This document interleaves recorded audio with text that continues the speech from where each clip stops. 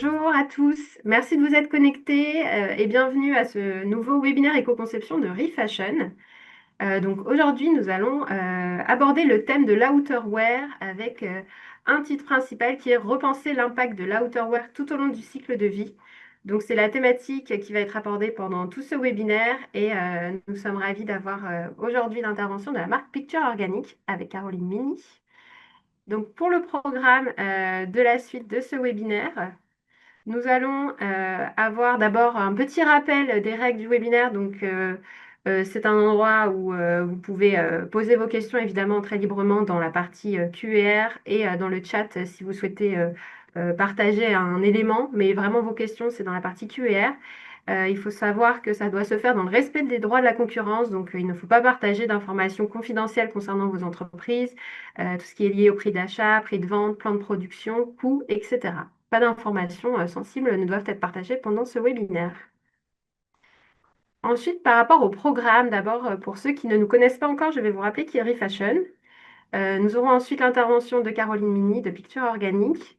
Ensuite, quelques informations complémentaires. Et enfin, on va passer à la partie questions-réponses où Caroline Mini pourra répondre à l'ensemble de vos questions. Petit rappel, ReFashion, qui sommes-nous? Donc, nous avons été créés en 2008 en réponse à la loi REP, qui est également connue comme la loi principe de pollueur-payeur, pour la filière des textiles d'habillement, linge de maison et chaussures. Nous sommes une société privée à but non lucratif, agréée par les pouvoirs publics, et il faut savoir que nous sommes 100% financés par vous, c'est-à-dire les marques, les distributeurs, les fabricants, et on appelle ces financements des éco-contributions. Plus concrètement, nos missions, ça va être d'être en charge de la prévention et de la gestion de la fin de vie de l'ensemble des produits qui sont mis sur le marché français à destination des particuliers. Et nous sommes présents pour tout ce qui est lié à la prévention, comme par exemple aujourd'hui avec l'éco-conception, la réparation, le réemploi, la collecte, le tri, la réutilisation et pour boucler la boucle, le recyclage. Nous avons l'intervention de Caroline Mini pour la marque Picture Organic. Et nous sommes ravis de t'accueillir aujourd'hui, Caroline. Donc, l'idée de ce webinaire, c'est un peu de partager une vision très cycle de vie de la marque Picture Organique et comment vous avez pu réfléchir à chaque étape de la création du produit pour que justement l'impact des différents produits de l'entreprise soit réduit au maximum. Donc, pour commencer, est-ce que vous pouvez nous présenter un petit peu Picture Organique, les valeurs, l'engagement de la marque et ce sujet d'éco-conception dans le milieu de l'outerwear. Oui, tout à fait. Bah, merci beaucoup en tout cas. Bonjour à tous et merci beaucoup pour l'invitation. Je suis ravie de pouvoir partager ce moment avec vous et puis de pouvoir échanger et répondre à toutes vos questions. Donc, n'hésitez pas. Donc, moi, je suis Caroline, je suis directrice de l'engagement social et environnemental de Picture. Donc, c'est une marque française indépendante qui a été créée en 2008 par et pour des passionnés d'outdoor. Avec l'idée de vouloir changer les règles du sport outdoor tout en protégeant nos terrains de jeu. Et donc, c'est une marque qui est aujourd'hui Bicorp, qui a 3 fondateurs qui viennent de Clermont-Ferrand. Donc, on a un site à Clermont-Ferrand et un site à Annecy. Et donc, c'est une marque qui a émergé en 2008 avec la création de t-shirts en coton bio à la base et puis veste de ski, pantalon de ski. En fait, c'est vraiment tous les sports outdoor. Donc, on va retrouver le ski, le snowboard, le VTT, la randonnée et aussi une gamme lifestyle. Et donc, avec l'idée de proposer des vêtements, en tout cas, qui limitent leur impact sur l'environnement. Donc, en fait, la mission de Picture, on la voit ici, c'est Ride, Protect and Share. Ride parce que c'est une marque qui vient à la base de sport de glisse, du skate, du snow, du ski. Protect, il y avait déjà cette idée de protéger l'environnement et de pouvoir continuer à faire sa passion, mais en protégeant son environnement, en n'ayant pas d'impact en tout cas sur l'environnement avec nos vêtements. Et Share parce qu'il y a cette idée de communauté en fait quand on fait du ski ou même du surf, il y a l'idée de le faire en groupe, de le faire ensemble.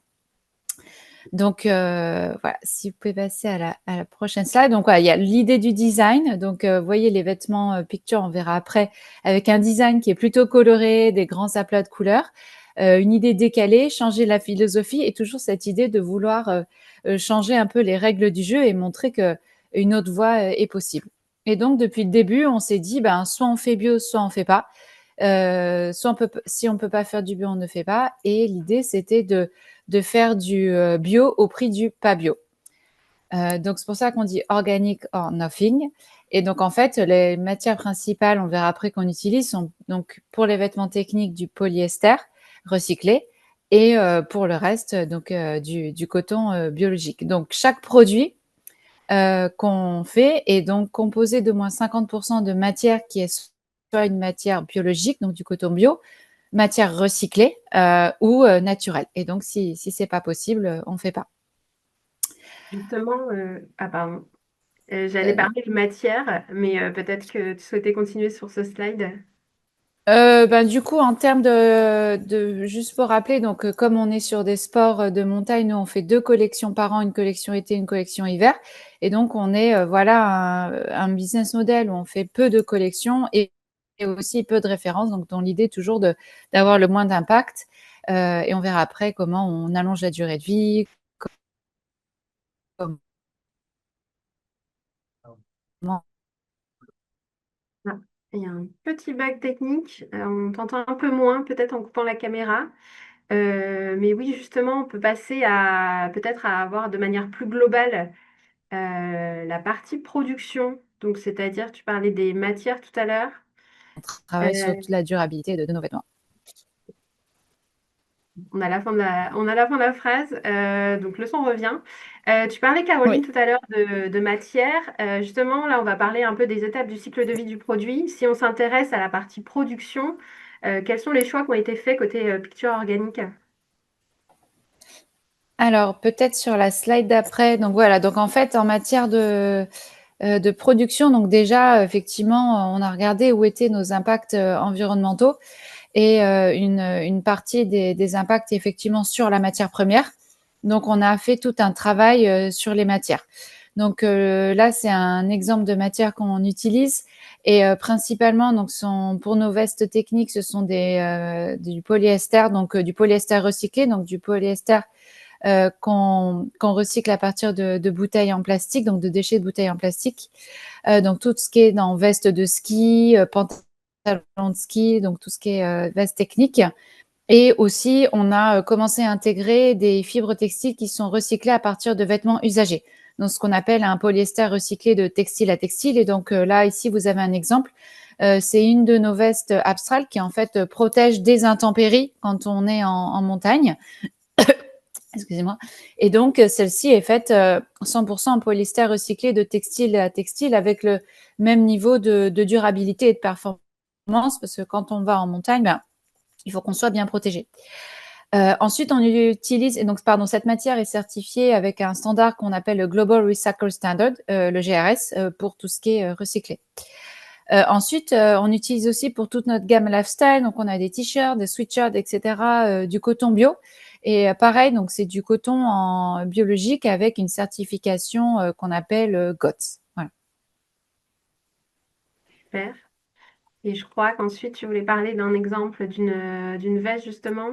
Oui, tout à fait. Et donc, au-delà du travail sur la matière, en fait, comment on fait pour faire de l'éco-conception? Donc, on prend aussi, du coup, tous les retours clients de nos centres de réparation pour continuer à améliorer de collection en collection nos vêtements. Donc, à chaque fois qu'on fait un nouveau lancement de collection, on regarde tous les retours qui ont été faits et on les prend en compte pour améliorer les vêtements donc de collection en collection, comme je disais. Et donc là, je vous avais mis du coup pour partager quelques exemples.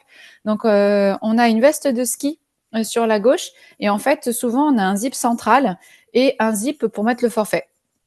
Et donc, en fait, ces 2 zips, à la base, sont assez proches et en fait, on s'est aperçu que donc comme cette veste et on en parlera après, est garantie à vie, ça veut dire que quand vous avez le moindre problème sur un zip, vous pouvez nous la renvoyer, excusez-moi, et on vous la répare gratuitement. Et donc du coup, le zip en fait partie et donc ouais, excusez-moi. Et donc en fait, on s'est aperçu que quand un zip cassait et il fallait remplacer les 2 il fallait découdre les 2 et donc du coup, ce qu'on a fait, c'est qu'on a décalé le zip de 3 centimètres, ce qui fait que, on a qu'à découdre un zip pour le remplacer déjà, donc on gagne en temps de réparation, on gagne sur le temps, au niveau de l'atelier de couture et aussi on gagne en coût. Voilà, donc ça c'était un exemple. L'autre exemple, c'est sur les bandes thermocollantes, ben, là typiquement dans une veste de pluie. Donc en fait, ces bandes, elles sont waterproof parce qu'on a un haut niveau d'étanchéité de la veste. Et donc en fait, on avait mis un premier type de bande initiale avec un petit crochet en haut pour accrocher la veste, par exemple, à un clou ou quelque chose comme ça, un porte-manteau. Et en fait, on s'est aperçu que ça avait tendance à abîmer un petit peu la bande thermocollante. Et donc on a complètement changé le système d'accroche de la veste et on a mis ces bandes thermocollantes voilà, qui sont ici beaucoup plus résistantes. Et ce Voilà. que je trouvais intéressant quand on a préparé ce webinaire et qu'on a discuté, c'est que tu m'as expliqué qu'en chaque début d'année, vous avez un kick-off meeting où vous échangez notamment sur un peu les retours justement du service après-vente et de votre cellule réparation. Et que c'est aussi ce qui animait vos lancements de collection, de vous dire, voilà, bon, bah, alors il y a cet élément-là, peut-être qu'on devrait retravailler parce qu'on a eu des retours clients dessus. Et qu'en fait, à chaque nouvelle collection, à chaque nouvelle année, vous preniez en compte à chaque fois vos retours clients pour améliorer vos produits. Et je trouve ça super parce que ça montre que vraiment le terrain jusqu'au bout remonte jusqu'en amont de la chaîne et que et ça fait partie aussi bah, d'une certaine façon de l'éco-conception puisque vous prenez en compte les retours liés à la fin de vie du produit pour améliorer vos produits dès la conception. Et donc, c'est super intéressant d'intégrer ça dans une routine d'entreprise, voilà, de prendre en compte ce SAV. Donc, c'est bien que vous puissiez avoir la main aussi sur cette fin de vie des produits. Et je trouvais intéressant ce partage Oui, que oui, tu tout à m'avais fait. fait. On remonte alors à la fois au fil de l'eau, parce qu'on travaille avec des centres de réparation. On a un centre de réparation, Green Wolf, avec qui on travaille, qui est à Annecy, qui répare effectivement typiquement tout ce qui est vêtements techniques. On prend en compte les retours de nos clients, notamment parce que c'est nous qui traitons les garanties à vie, et aussi des réparations, puisqu'on va le voir après, on a mis tout un système de suivi des réparations avec les raccommodeurs, et donc ça nous permet aussi d'avoir des retours. Super. Et il y a aussi d'autres actions que vous menez chez Picture Organique. Est-ce que tu peux nous en parler avec ce slide? Oui, alors tout à fait. Alors, comme je disais, on incorpore un maximum des matières recyclées et on réutilise aussi un maximum. Donc, quand on a des chutes de tissus de production, effectivement, on les récupère et on en fait des vestes. Donc, on a fait une collection qu'on appelait la collection Patchwork. Donc, on fait à la fois des vestes et des sacs à dos.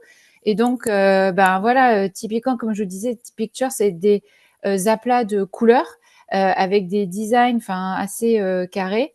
Et donc du coup, ben voilà, on réutilise ces chutes de production pour en refaire des vêtements. Donc là, typiquement, c'est un anorak à partir de chutes de tissu en polyester recyclé. On réutilise aussi quand on a voilà des tissus ou des couleurs de collection en collection ou d'année en année, on réutilise au maximum quand on peut les couleurs ou les tissus. Et l'autre exemple, c'était aussi sur les motifs, parce que quand on a des motifs avec une certaine direction, bah, du coup, il faut couper le vêtement d'une certaine façon, dans un certain sens, pour respecter le design. Et donc, on a des vêtements qui ont des motifs multidirectionnels. Donc, par exemple, ce short de bain. Donc, peu importe le sens dans lequel on le coupe, en fait, ben, on arrive au même résultat. Et donc, voilà, c'est l'idée toujours de réduire les chutes et de les réutiliser au maximum. Oui, et puis tu me disais aussi qu'au niveau du placement du patron, il y avait aussi une optimisation qui était faite pour limiter les chutes au moment de la coupe. Et donc tout ça, ça participe aussi à la limitation on avait fait un webinaire dessus en début d'année, mais l'impact matière, c'est vrai que la matière, c'est la partie la plus impactante au niveau de la production.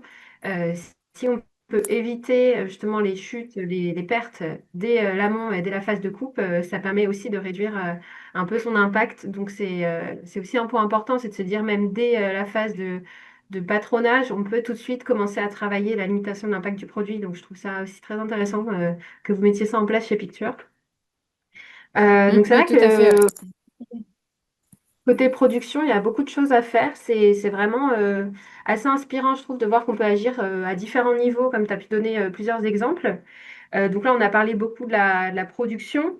Ensuite, bah, on va passer à la phase d'usage des consommateurs. Donc, qu'est-ce qui a été mis en place pour justement augmenter la durabilité du produit, pour faire en sorte que le consommateur garde le plus longtemps possible les pièces de picture? Oui, tout à fait. Donc ça a été mis en place bah, dès la création de la marque avec l'idée de rallonger un maximum la durée de vie. Puis quand on a un vêtement qu'on aime, qui est performant, on a envie de le garder. Et l'idée, voilà, c'est de garder le plus longtemps possible. Et donc, du coup, on a mis en place dès 2008 une garantie à vie, donc qui va au-delà de la garantie légale. En fait, il y a une garantie légale du vêtement qui est de 2 ans, et donc une garantie à vie, c'est 99 ans, donc qui permet de conserver le plus longtemps possible et de réparer nos vêtements. Donc, cette garantie, elle s'applique sur nos vêtements du coup techniques, qui est en fait on a un formulaire, il suffit de nous faire une demande de réparation pour ce type de vêtements et du coup, c'est pris en charge. Ensuite, on travaille aussi avec des centres de réparation locaux dès que possible, avec nos magasins aussi, pour pouvoir réparer les vêtements. Et donc, notamment, je disais Green Rose, tout ce qui est technique. On travaille aussi avec Green Couture. Et donc, du coup, il y a tout ce travail avec nos ateliers pour faire système de réparation. Donc, comme je disais, on a lancé un service de réparation maintenant en ligne avec les raccommodeurs. Et en fait, ça permet à chaque personne, dès qu'elle a un souci, d'aller sur le formulaire, de pouvoir décrire le problème, faire des photos, soumettre. Il y a directement un devis si donc c'est pris en charge garantie à vie. Ou si ça ne l'est pas, du coup, il y a un devis de la réparation avec un montant et duquel on déduit le bonus réparation puisque du coup, on est labellisé Refashion. On est très content de pouvoir travailler ensemble pour pouvoir fournir ce service. Et donc, à chaque fois, le vêtement est renvoyé vers le centre de réparation le plus proche et avec qui on travaille. Et au-delà de système de réparation, ce qu'on essaye aussi, c'est d'anticiper un maximum les réparations pour qu'elles soient le plus faciles possible. Donc, par exemple, sur le type de zip qu'on utilise, comme je disais, le fait de décaler un zip, ça facilite la réparation. Sur les bandes thermocollantes, parce que ça aussi, ça se remplace. Sur les boutons, etc. Donc, du coup, c'est vrai qu'on essaye aussi de… Ça, c'est un travail en amont de se dire qu'est-ce qui va être facilement réparable et en même temps, chercher un équilibre avec la performance et la durabilité. Parce qu'en fait, c'est pas forcément, tout n'est pas forcément aligné, hein. Quelque chose facilement réparable n'est pas forcément durable. Donc, voilà, c'est comment on a ce triptyque de durabilité, performance et réparable. Et donc, voilà, c'est des choses aussi qu'on essaie d'améliorer de collection en collection. Oui, et puis aussi, vous avez un blog où vous partagez beaucoup d'informations auprès des consommateurs pour qu'ils aient assez d'autonomie aussi sur ces sujets-là de prolongement de la vie de leurs produits. Donc, c'est aussi une manière pour vous de passer le flambeau aux consommateurs et de leur donner aussi la possibilité d'être acteurs dans cette durée de vie du produit. Est-ce que c'est quelque chose qui est vraiment ancré chez Picture de, voilà, de partager un maximum d'informations, d'apporter beaucoup de transparence, de rendre le consommateur autonome? Oui, oui, tout à fait. Et ça, c'est vrai que c'est dans l'ADN de la marque dès le début, c'est d'être transparent. Alors, c'est vrai en interne comme en externe, hein, c'est vraiment une approche d'être un maximum transparent. Et puis, c'est aligné avec les valeurs et avec notre démarche, par exemple, Bicorp, après ce qu'on va voir sur l'affichage environnemental. Et donc aussi de vouloir donner un maximum d'informations aux consommateurs pour qu'ils puissent avoir les outils, en tout cas, qui puissent faire les choix parce qu'il a l'information. Et donc, on a un blog avec pas mal d'articles et notamment sur les aspects environnementaux et sociaux. Et donc, on a effectivement aussi tout un guide d'entretien. Et d'ailleurs, quand vous achetez un vêtement Picture, on a un QR code qui indique comment la garantie à vie fonctionne, comment la réparation fonctionne et aussi un guide d'entretien. Et donc là, je vous ai mis effectivement un exemple d'article de blog où on explique comment entretenir les vêtements. Et donc là, par exemple, une combinaison de surf avec l'idée de la faire durer le plus possible. Super. Et donc, tu parlais d'affichage environnemental, c'est une bonne transition. L'idée étant de savoir comment vous incorporez les préoccupations environnementales des consommateurs. Et donc, notamment, maintenant que c'est tout à fait d'actualité, l'affichage environnemental, en quoi c'est important que vous soyez engagé sur ce sujet et que le consommateur, à nouveau, puisse avoir ces informations-là pour faire son choix en termes de consommation de produits. Oui, tout à fait. Alors nous, on a initié cette démarche en 2024 avec Clear Fashion pour avoir une note environnementale sur tous nos vêtements. Donc, on voit ici un exemple de veste avec la note Clear Fashion et aussi la note, le coût environnemental, donc calculé par Ecobalise.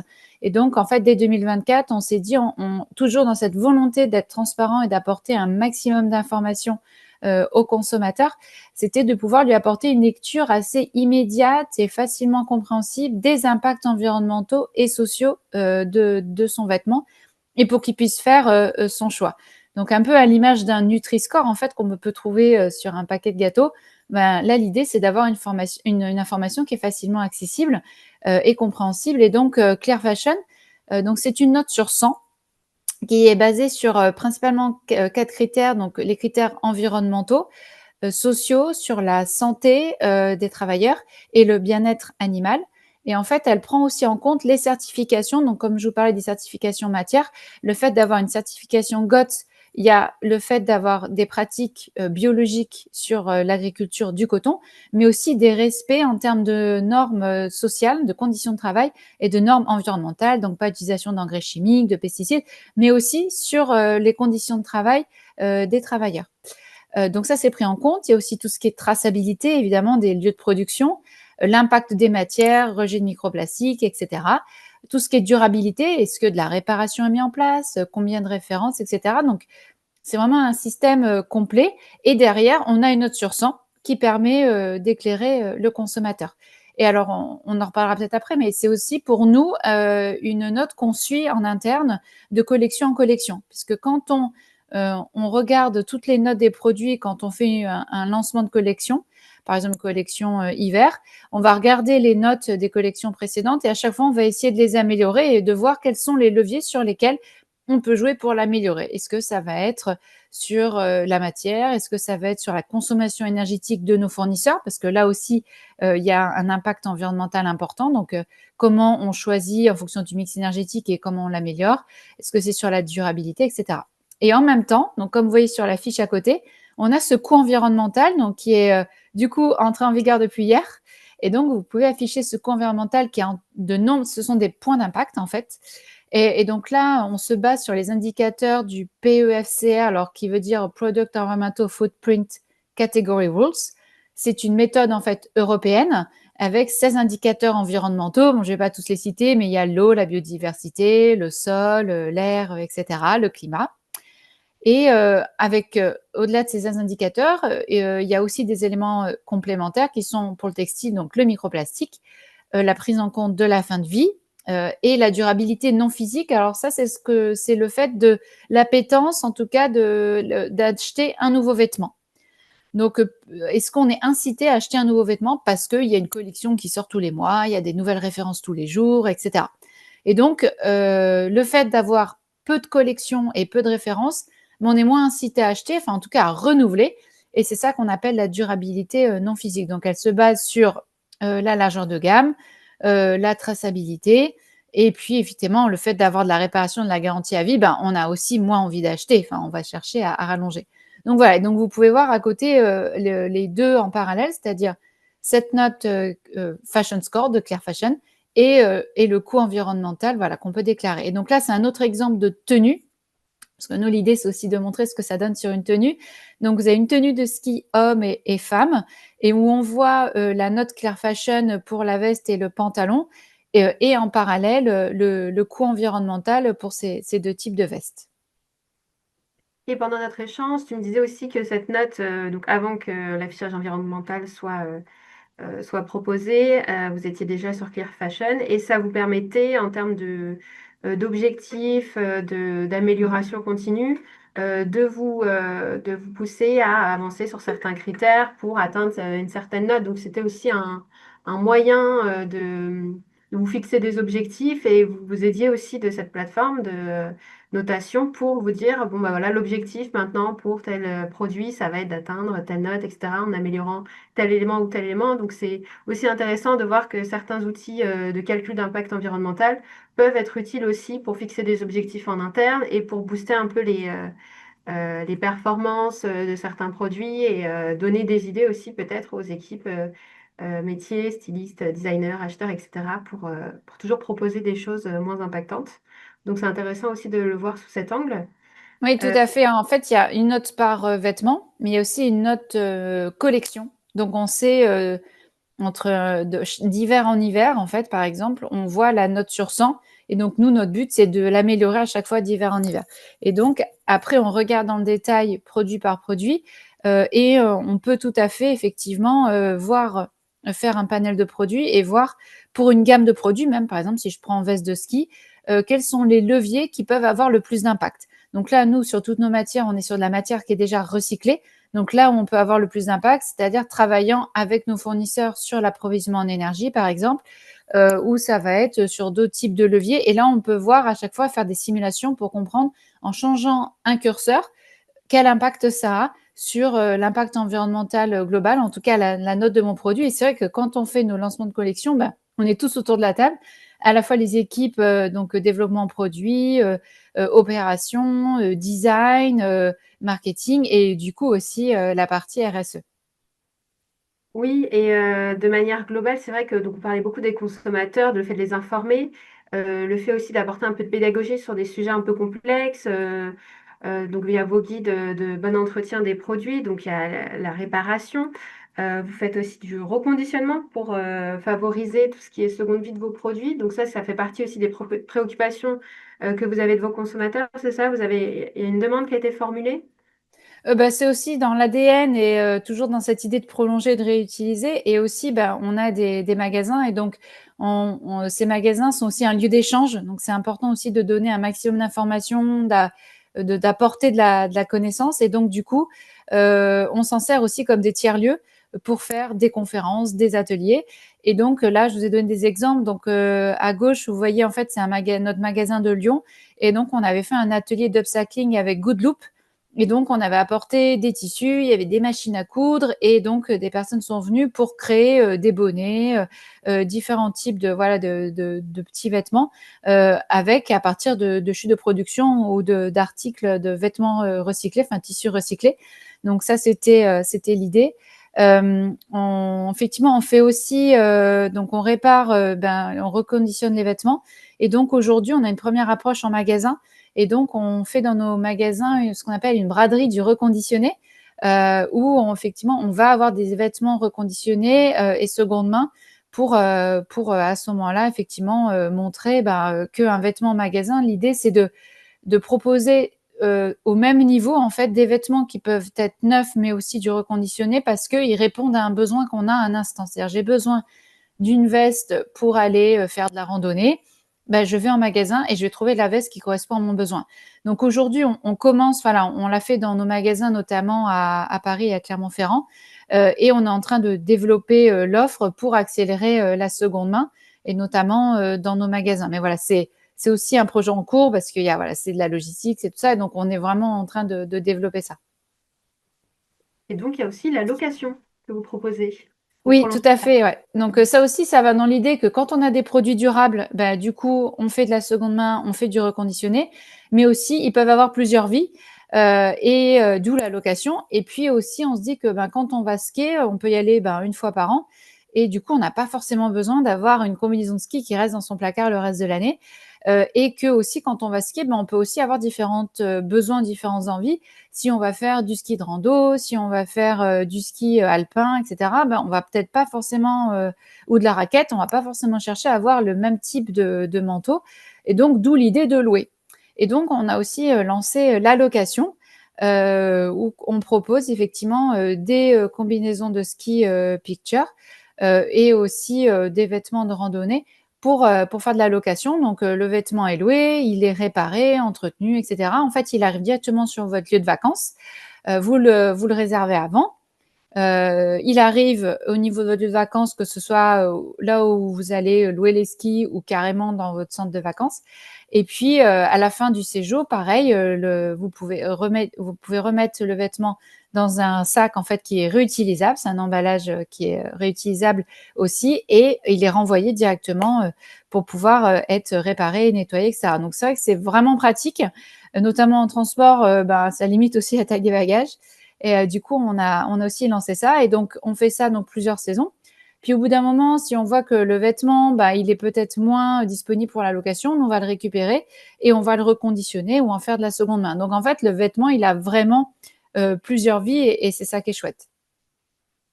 Génial. Donc, ça montre encore une fois que quand on travaille sur la durabilité d'un produit, derrière, on peut avoir beaucoup de possibilités, aussi bien commerciales que de typologie de vie du produit.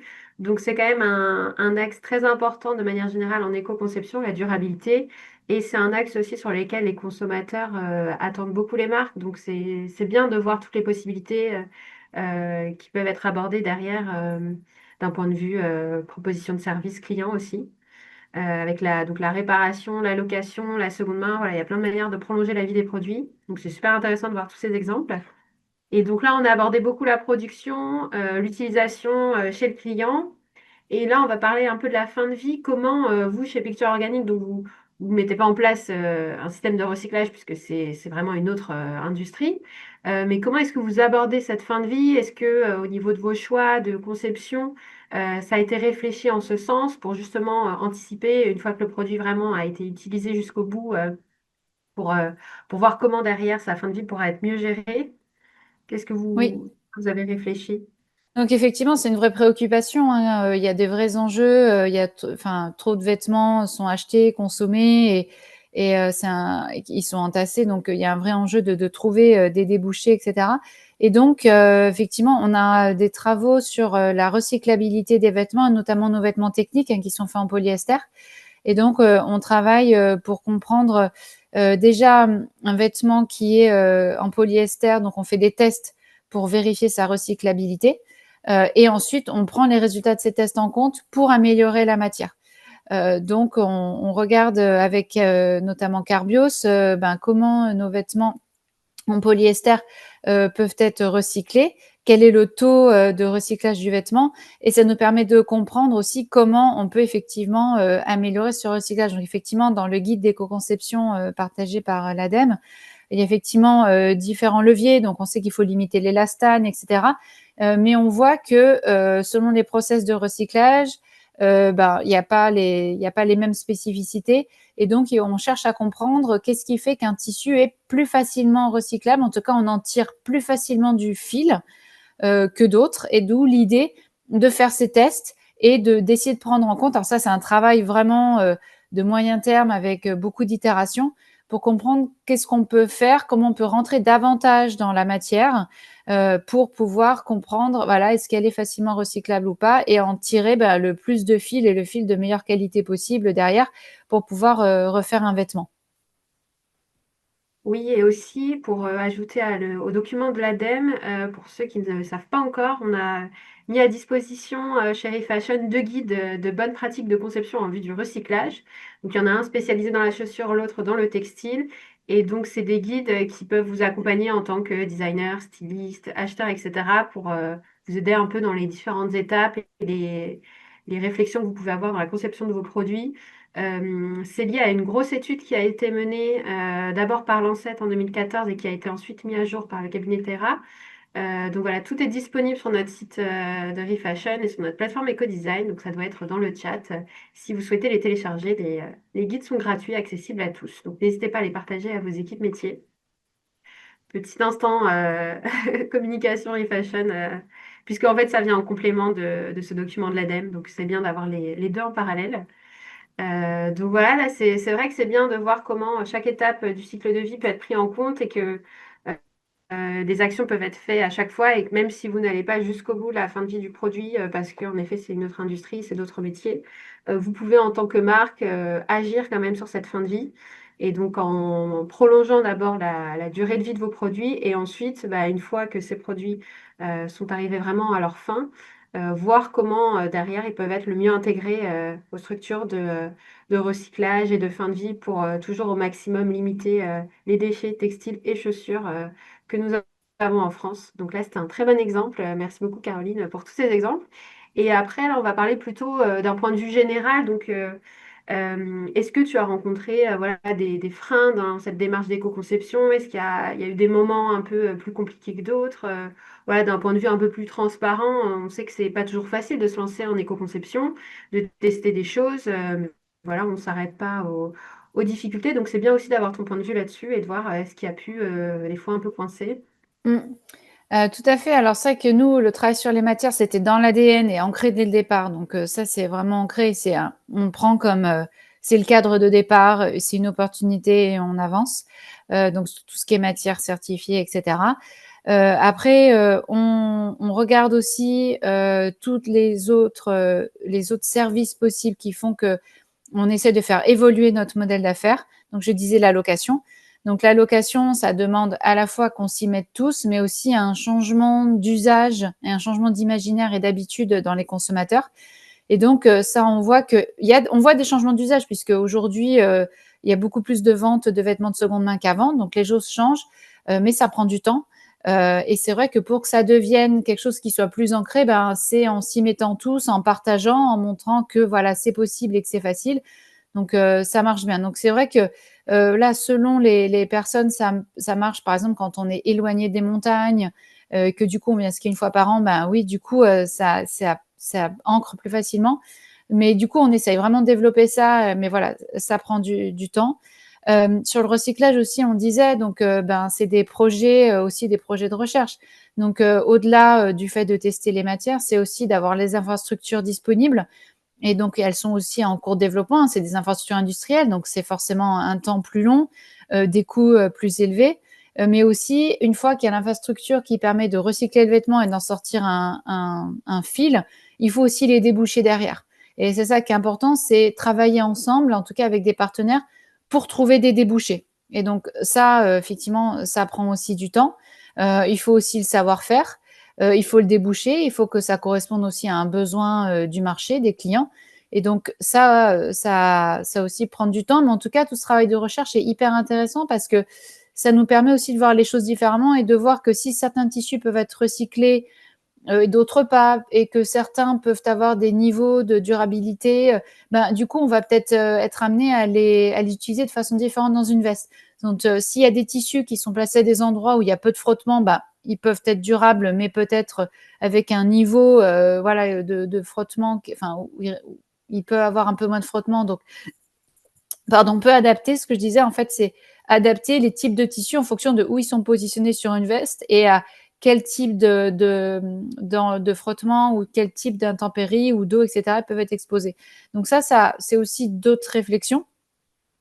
Et enfin, voilà, comment on essaye de. Donc, par exemple, le guide de l'ADEME, ben là, il y a le tableau qu'on a montré qui est très synthétique et en fait, ça donne déjà un premier guide. On peut déjà l'utiliser en se disant, ben, je fais mon état des lieux, qu'est-ce que je coche pas, et où est-ce qu'ensuite j'ai envie d'aller.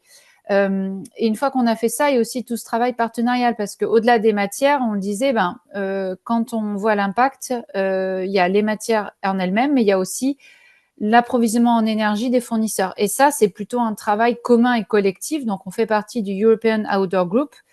Et dans ce travail, on se met en commun avec des marques pour sélectionner des fournisseurs en commun et comprendre quel est déjà le diagnostic carbone de l'usine et qu'est-ce qu'on peut faire pour améliorer l'approvisionnement en énergie et l'impact carbone de sa consommation énergétique. Et donc, ça, c'est effectivement des projets ben, qui prennent du temps, mais parce qu'on le fait ensemble, on a plus d'impact. Et en plus, ça aura un impact sur le long terme, parce qu'une fois qu'on a changé l'approvisionnement de l'usine, par exemple, on a installé des panneaux solaires sur une usine, ben, ça va durer des années et ça va durablement changer son empreinte carbone. Oui, et en fait, ce qui est vraiment intéressant dans ce que tu dis, c'est le côté vraiment l'importance de la collaboration, d'un écosystème collaboratif, le fait de comprendre aussi ce que chaque partie prenante de la filière a besoin, aussi bien au niveau de la production, au niveau de la création des produits, derrière du recyclage, etc.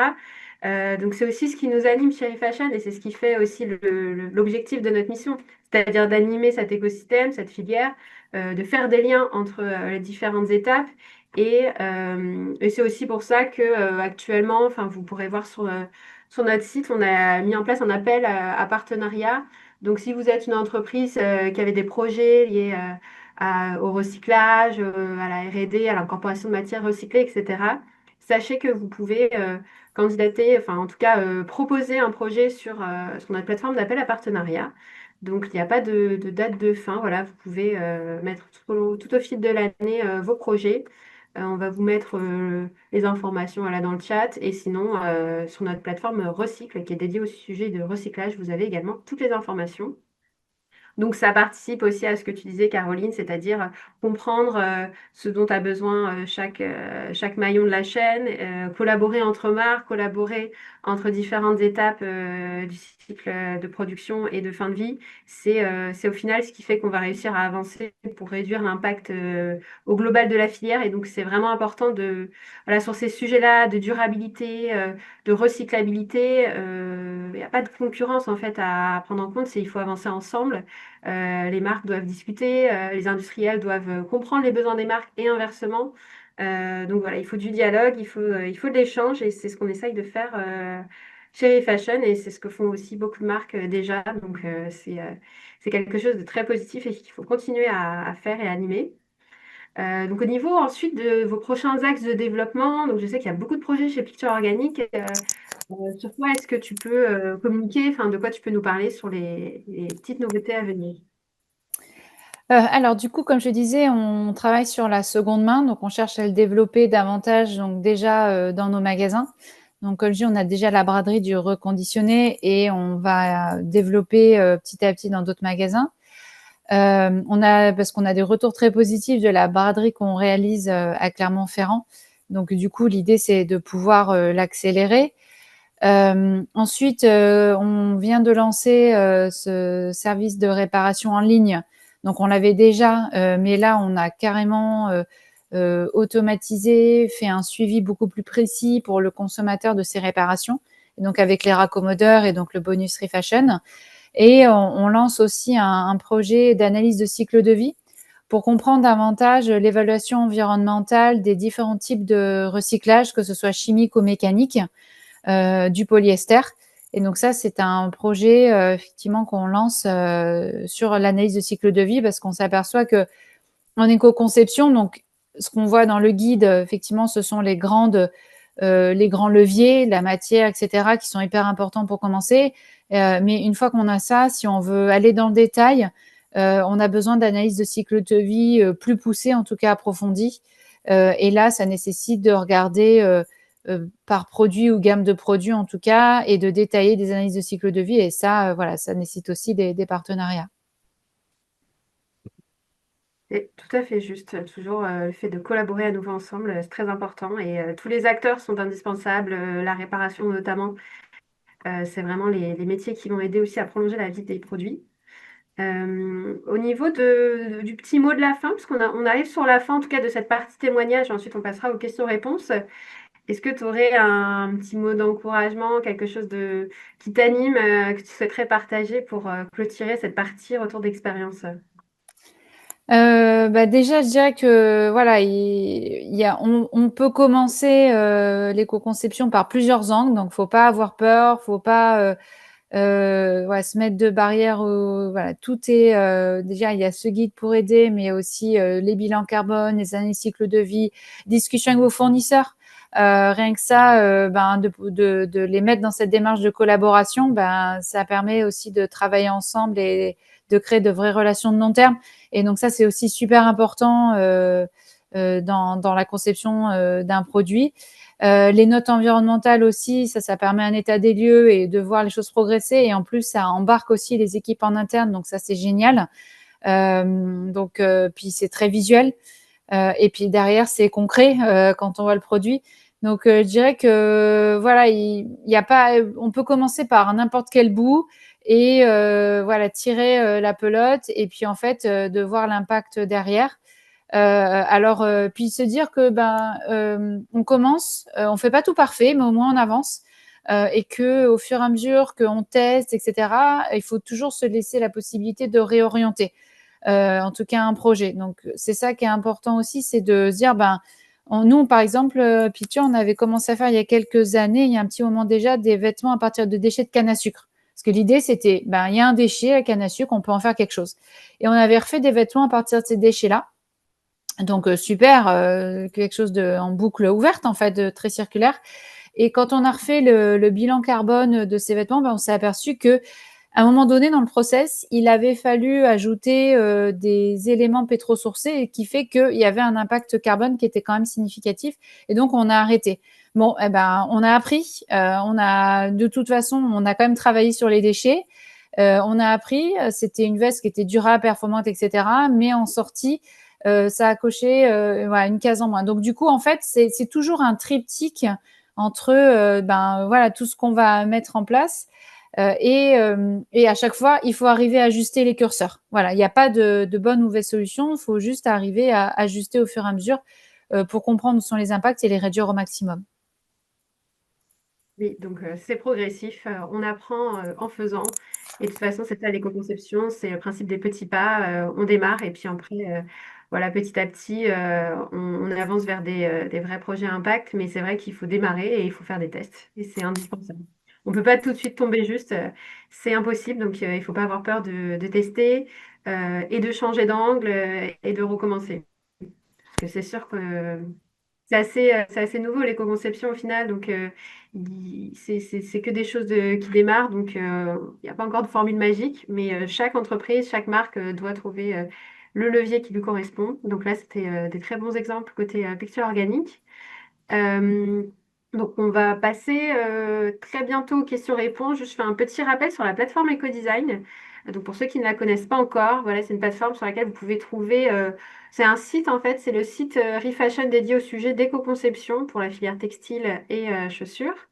Donc, vous avez la page agenda où vous pouvez trouver l'ensemble de nos événements. D'ailleurs, notre prochain événement aura lieu le 30 octobre, donc vous pouvez vous inscrire dès à présent. Ensuite, on a une page Écoveille où vous avez l'ensemble de la documentation sur la filière avec un focus évidemment sur l'éco-conception. Des anti-sèches pour vous rappeler un peu les notions phares et indispensables en éco-conception dans le textile et la chaussure. Des fiches à vous de jouer pour vous accompagner étape par étape dans vos stratégies.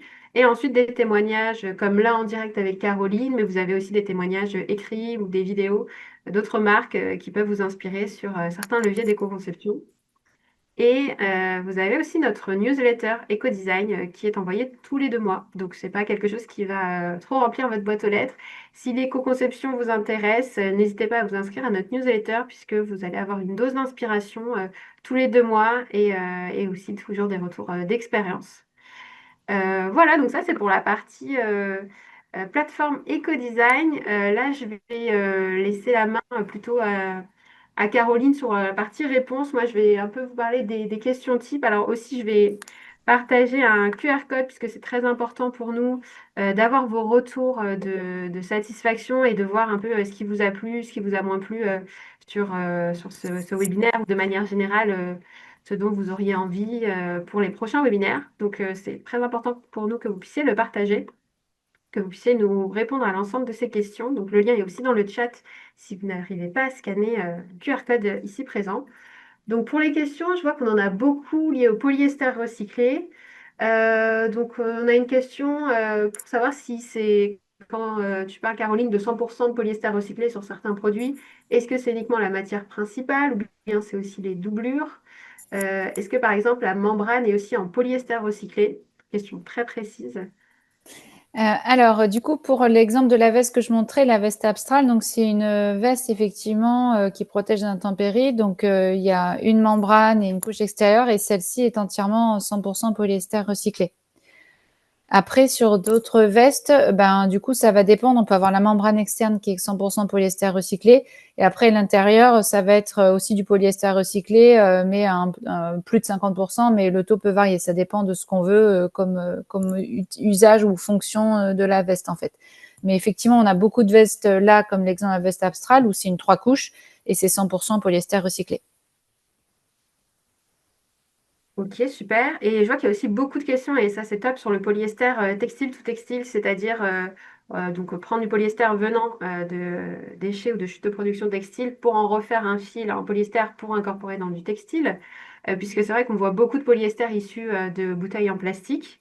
Donc vous, quel polyester utilisez-vous? Est-ce que c'est celui issu de bouteilles, puisque c'est à peu près la majorité de ce qui est présent sur le marché, ou bien est-ce que vous travaillez aussi avec la matière issue de textile? Donc vous en avez parlé, mais je pense que c'est bien de réexpliquer pour que tout le monde ait l'information. Oui, donc quand au tout départ de la marque, on a commencé par du polyester recyclé issu de déchets de bouteilles en plastique. Et ensuite, là, depuis 2 ans, on a commencé à incorporer du polyester recyclé de textile à textile. Donc, c'est des vieux vêtements post-consommation qui sont recyclés. Et donc, effectivement, c'est un recyclage chimique dans un premier temps, parce que nous, il nous faut un niveau de durabilité et de performance équivalent à ce qu'on avait. Et donc, pour l'instant, on a une certification qui s'appelle RCS, un Recycled Claim Standard. Et du coup, nous, ce qu'on fait, c'est qu'on travaille avec nos fournisseurs pour les aider à atteindre le GRS. Voilà, donc c'est pour ça aussi qu'on fait ces analyses de cycle de vie, avec l'idée de partager l'information à la fois avec d'autres marques qui souhaitent se lancer, mais aussi nos fournisseurs, pour ensuite pouvoir évoluer vers des certifications GRS avec effectivement des choses un peu, des contrôles un petit peu différents, notamment sur les substances chimiques. Voilà. Super, donc ça a répondu à même 3 questions en même temps. Donc c'est parfait. Il y a une question aussi sur vos chutes de production. Donc ce que j'ai compris de notre échange, c'est que donc pour ce que vous incorporez en polyester recyclé, là ça provient, en tout cas la partie textile, polyester recyclé provenant de textile, de chutes post-consommation. Par contre, vous utilisez vos chutes de production pour intégrer en patchwork sur certains produits. La question qui a été posée, c'est est-ce que ça diminue le prix du produit final? Je te laisse répondre et expliquer pourquoi c'est pas si évident que ça. Donc effectivement, nos chutes de production, on les réutilise principalement pour faire des nouveaux vêtements. Donc par exemple, voilà, dans le cas de cette collection Patchwork, on a fait une collection particulière. Sur le prix, je saurais pas vous dire, je pense pas. Parce qu'en fait derrière il y a effectivement on a un modèle où on a cette partie d'éco-conception et de développement, et nous on a choisi aussi de distribuer à la fois sur notre site internet et nos magasins spécialisés. Donc c'est un peu différent. Donc en fait c'est voilà un triptyque de tout ça, et je pense pas que qu'il y ait un impact vraiment sur le prix. Très bien. Bah, en général, c'est vrai que quand on rajoute des chutes aussi, il y a un temps de coupe Oui. supplémentaire, de réflexion, de conception du produit. Donc, au contraire, comme ça prend peut-être un peu plus de temps et peut-être que ça coûte un peu plus d'argent. Mais au final, en termes d'impact du produit derrière, ça se voit puisque vous avez moins besoin de consommer de matière, d'en commander des nouvelles. Donc c'est pas toujours récupérer des chutes ou des déchets, c'est pas forcément ce qui va faire baisser le prix. Par Mm, contre, ce qui compte, c'est que derrière, vous pouvez offrir le produit à un prix à peu près significatif d'un produit qui n'aurait pas ces chutes. Et donc, vous avez un produit qui est moins impactant au même prix. Et donc, c'est là que le gros du travail est fait. Et c'est sur cet axe qu'il faut jouer plus que sur le fait que ça baisse le prix, puisque c'est pas le cas. mm, Dans les questions, il y a une question sur les écomodulations. Donc pour ceux qui ne connaissent pas les écomodulations, le principe c'est que Refashion met à disposition des écomodulations pour valoriser les efforts d'éco-conception des marques. Donc c'est soit sous forme de prime, soit sous forme de pénalité en fonction de l'écomodulation. Donc il existe 4 écomodulations. La première c'est lié à la durabilité. Ensuite on a une qui est liée aux labels environnementaux. Ensuite, il y a l'incorporation de matières recyclées. En fait, la dernière qui apporte des pénalités, c'est si votre produit, donc on parle de recyclabilité du produit, on a mis l'accent sur 2 points qui vraiment sont très dangereux en termes de recyclage. C'est la présence de composants électriques ou électroniques, comme par exemple des LED dans vos produits, ou la présence de fils métalloplastiques qui, pareil, peuvent provoquer des départs de feu. Donc, c'est pour ça que c'est des pénalités. Donc, sur l'ensemble de ces 4 écomodulations, est-ce que vous, chez Picture Organique, vous avez pu bénéficier d'une ou plusieurs écomodulations? Est-ce que c'est un travail sur lequel vous êtes en train d'avancer? Enfin, voilà, où est-ce que vous en êtes? Sans donner évidemment des chiffres ou plus de détails, mais voilà, est-ce que c'est quelque chose, un levier sur lequel vous vous appuyez? mm. Aujourd'hui, on n'en bénéficie pas des comodulations, mais c'est quelque chose sur lequel on travaille. Parce qu'aujourd'hui, effectivement, toute la partie éco-modulation sur le recyclage, ben, nous, la majorité de notre chaîne est en Asie. Donc, c'est vrai que du coup, on bénéficie pas des éco-modulations sur le recyclage. Mais on travaille effectivement sur ces éco-modulations parce que on sait que de base, nos vêtements, en termes de durabilité, répondent aux critères. Mais aujourd'hui, voilà, étant une petite structure et moi toute seule sur ces sujets, donc du coup, c'est vrai qu'on c'est des choses qu'on met en place, mais c'est progressif, quoi.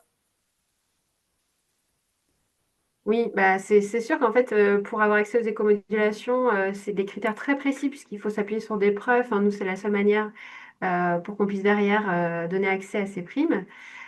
ou pénalité. Mais c'est aussi enfin, à construire pour que ce soit des leviers d'éco-conception pour vos produits et pour que ça vous accompagne aussi dans la bonne direction pour vous engager voilà, mettre en place des nouvelles étapes et franchir des marches supplémentaires dans vos leviers d'éco-conception. Donc, si vous souhaitez en savoir plus, vous avez les informations dans le chat. On a aussi une question sur la recyclabilité des produits. Alors, est-ce que vous faites des tests en laboratoire ou comment vous fonctionnez pour définir que vos produits sont plus recyclables ou bien que vous avez travaillé la recyclabilité? Est-ce que voilà, vous avez des guidelines? Est-ce que vous faites des tests en laboratoire? Enfin, qu'est-ce qui vous permet d'avancer sur ce sujet? Bah, comme je disais, on fait des tests avec Carbios, donc on teste nos tissus pour vérifier effectivement à quel pourcentage de recyclabilité du tissu. Enfin, en gros, on met du polyester en entrée, quel polyester on a en sortie. Et donc, on cherche à comprendre qu'est-ce qui peut effectivement influer ça. Et donc, c'est en ça qu'on travaille dessus. Et après, sur tout le polyester recyclé textile qu'on a, effectivement, il faut que ce soit pur polyester avec le moins de matière rigide, etc. Donc, du coup, et ça passe par notre chaîne d'approvisionnement en Asie. Super. Et je vois qu'il y a une question aussi sur le lieu de recyclage, mais en fait, je remets le contexte, vous ne faites pas de recyclage, donc c'est pas vous qui gérez la fin de vie de vos produits. Vous travaillez sur la conception pour améliorer la recyclabilité, mais vous n'avez pas la main sur le recyclage. Donc, à savoir que pour que les produits puissent être recyclés, ceux qui sont vraiment en fin de vie, n'oubliez pas de déposer vos produits textiles et chaussures dans des bornes de collecte qui sont présentes partout en France. Et c'est seulement à travers ces bornes de collecte que derrière les produits seront, ceux qui ne sont pas du tout utilisables pour prolonger la fin de vie, ils seront utilisés derrière en recyclage. Donc voilà, la seule manière pour que les produits puissent être derrière prolongés et réutilisés, c'est en les déposant dans les bornes. Voilà, Mais c'est un vous faites projet pas. qu'on a aussi, hein, de pouvoir organiser, participer à cette collecte, à ce tri de vêtements en polyester. Donc ça, c'est des choses qu'on souhaite mener. On a déjà eu des réflexions en interne et des projets qu'on va aussi mener par la suite, voilà, pour pouvoir contribuer un maximum au recyclage local, quoi. Super, bah, c'est très bien, ça permet de boucler la boucle, c'est-à-dire on parlait de chaque étape du cycle de vie du produit. À la fin, quand il est vraiment hors d'usage et que sa fin de vie est terminée, vous avez le projet de collecter aussi dans vos magasins. Donc, Mm. c'est une très belle ouverture pour la suite. On arrive à la fin du webinaire. Merci à tous. On a eu beaucoup de questions. Désolée si on n'a pas pu répondre à toutes les questions, mais voilà, on voit qu'il y a eu beaucoup d'engouement sur ce sujet. Merci beaucoup, Caroline, pour ta présence et pour ton témoignage. Merci à Lucille Costet et Marie Roussel qui étaient derrière le chat pour répondre à l'ensemble de vos questions. Et on espère que vous avez passé un bon moment avec nous. Très bonne fin En de tout cas, journée à tous. merci à vous et n'hésitez pas à m'envoyer vos questions par mail ou via LinkedIn. J'ai fait qu'il y en avait beaucoup et j'ai pas pu tout répondre. Donc voilà, n'hésitez pas à me contacter avec plaisir pour échanger. Super. Merci Caroline. Au revoir. Merci à vous. Au revoir.